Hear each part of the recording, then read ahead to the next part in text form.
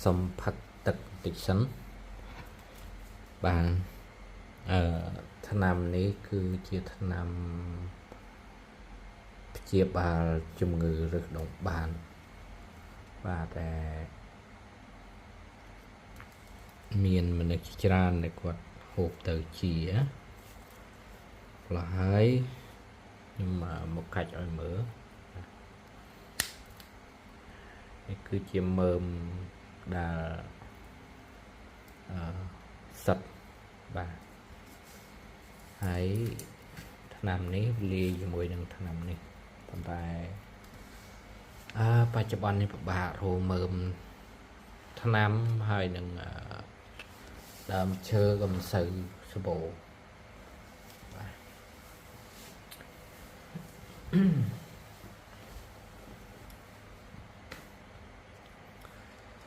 ហ្នឹងហើយអ្នកដែលកើតរឹសដុំបាបដែលមិនជាធ្លាប់សាកបងថ្នាំអស់ហើយអាចមកសាកបានបាទខ្ញុំផឹកទឹកតិច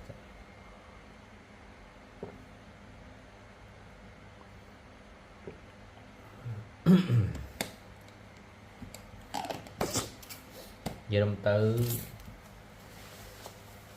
បើយើងកើតថ្មីផឹកទៅឆាប់បាត់ទេចាប់ជាទេណាស់តែយើងកើតយូរទៅហៅថាបើយើងកើតត្រឹម1ខែ2ខែអីយើងដាក់ទៅជាដាច់ថាទៅអស់តែ2-3កញ្ចប់ជាដាច់តែបើតែយើងកើតចាប់ពី5ឆ្នាំ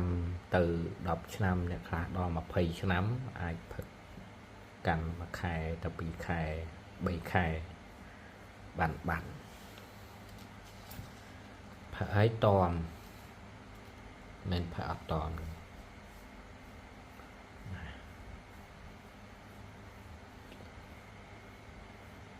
បើ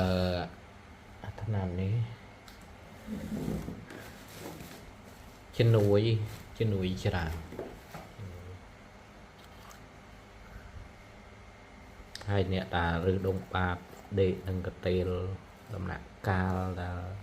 ធ្លាក់ឈាមខ្លាំងដំណាក់កាលដែលមើលមិនជាអាចដាក់បានបាទយាមទៅបើអ្នកដែលមិនដល់ដំណាក់កាលនោះទេគឺបាទរោថ្នាំមិនឃើញទេបាទឡាយតាបាទថ្នាំមកខ្ចប់12000នោះក៏ថ្នាំដូចអាចក្លាតនោះក៏លេបទៅក៏អស់លេបក៏វាលៀនចេញមកវិញទៀតវាអត់ដាច់វាអត់ជាបាត់ណាបាទហើយបានថាអ្នកដែលមិនដល់ដំណាក់កាលចុងក្រោយទេគឺរោថ្នាំមិនឃើញទេបាទអ្នកដែលដេកនឹងកតេលឈឺដេកនឹងកតេលអីហ្នឹងដាក់ទៅត្រូវហើយបាទបើថាអ្នកដែលមុំអីមិនទាន់រោថ្នាំនេះឃើញទេបាទព្រោះថាឆ្លងកាត់